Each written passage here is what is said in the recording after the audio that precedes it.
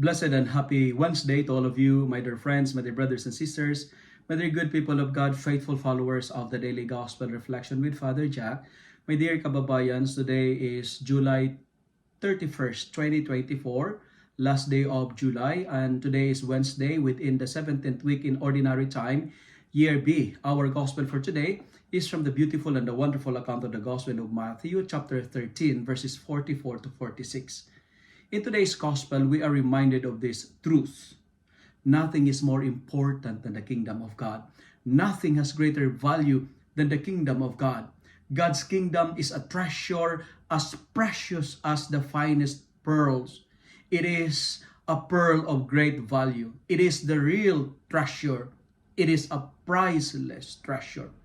That's why we are challenged today, focus on what is really important. Choose the real treasure because not all treasures are gold.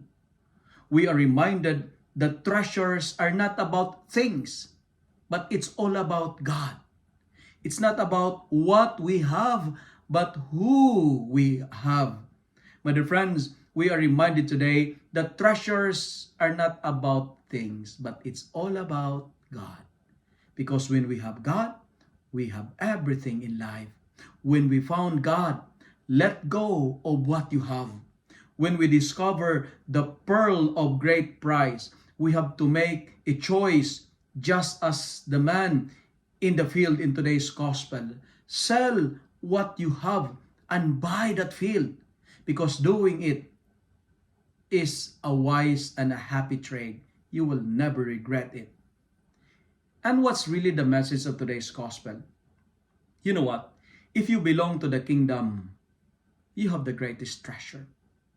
If we value the riches of this world more than the values of heaven, we have not found yet the real treasure. My dear followers, never allow what you have prevents you from acquiring the kingdom of God. And sometimes that's our problem. What we have, it's sometimes the impediment, the hindrance that block us to acquire or to enter the kingdom of God.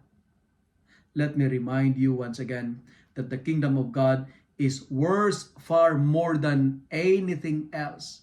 It is a pearl of great value. My dear friends, let me end my reflection by saying, real and genuine treasure is not about what, but it's all about who. And the real treasure, it is hidden. That's why we need to search for it, look for it, and sell what you have to acquire it. Because to lose this treasure would be a greatest catastrophe in man's life. If you lose the kingdom of God, that will be the greatest regret of man's life. And this pearl of great price is our eternal security. Nothing is more important than the kingdom of God. If you love and like this reflection, kindly share it with your friends, share it with your family, make the word of God viral so that many will be blessed. Amen.